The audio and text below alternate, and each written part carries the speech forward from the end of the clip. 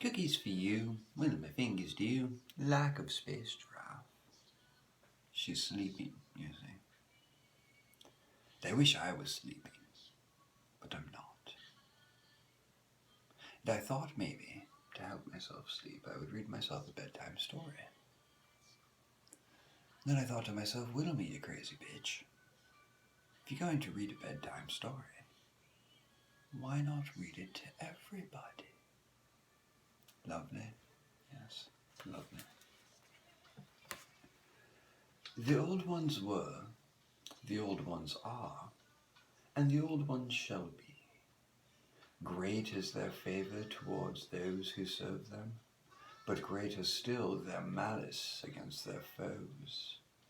They walk the earth when the walls between worlds weaken, and the gates of Yog-Sothoth swing wide. At twilight they walk, and in the mists of morning before the ascent of the sun. When moon and sun cross paths on the dragon's head and again on the dragon's tail they walk. Upon the equinoxes they walk, while the seasons of the year hang in balance. Corn is pressed down in the fields where they pass, and trees torn up by their roots. The ground shakes with the rumble of distant thunder, and the air is sharp with the stench of burning brimstone. By this odour may you know them when they pass near, for no eye can see their unnatural flesh without the aid of sorcery. They are not of this world, but of higher worlds, and extend themselves downward into our space the way a man reaches into the depths of a pool. No fish swimming beneath the surface can know when or where the hand will enter the water, or the place it goes when it is withdrawn. Nor does the shape of the hand reveal the greater form of the creature to which it is joined. The old ones possess the power of flight, not by means of wings, for wings they have none, but by lifting their great bodies upwards into the air with the force of their thoughts alone. They are blind in normal vision, and aeons before the rise of the race of man they dwelt in great cities behind stone walls that lacked windows. Yet they possess senses unnatural to this world that inform them of their surroundings. Long ago the old ones made war against a time-spanning race from a world called Yith.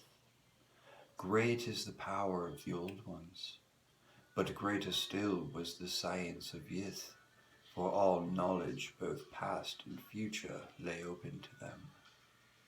The Yithians banished to exile beneath the ground all those old ones who had dwelt on the surface of this world in windowless stone cities, sealing the entrances to their caverns with massive doors of black stone.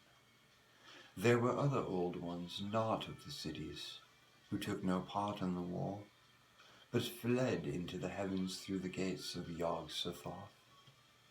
The Yithians made no attempt to pursue them. In this way the old ones were divided. Those bound to this world by the craft of the Yithians endure below, deep under the ruins of the bygone cities of the Time Lords. But the old ones who did not take part in the war continued to dwell in the airy heights between this world and the higher worlds. Only now and then, when the walls between worlds thin and the gates gape, do they descend to walk in places as of old, unseen and unknown. They cannot long tolerate the surface of this world, for with the passing of aeons the stars have gone wrong in the sky, and send down rays poisonous to the alien flesh of the old ones. Their old foes, the Yithians, have departed into the future, but the old ones are unable to claim their heritage until the stars complete their helical turnings and once more come right in the heavens, as they were of old. Then will the gates of Yog-Sothoth open wide, and the old ones descend from the sky and ascend from their crypts to rebuild their windowless cities upon the ruins that remain, and rule this world and all that subsist upon it. Men shall become their slaves, as they were when mighty Cthulhu cast his thoughts across the land and sea into their dreams, before R'lyeh sank beneath the waves. Long have the old ones who dwell in the heights sought to breed in the wombs of mortal women hybrids that can tolerate the poison of the stars. To those who aid them in this purpose, they grant occult knowledge and power over others.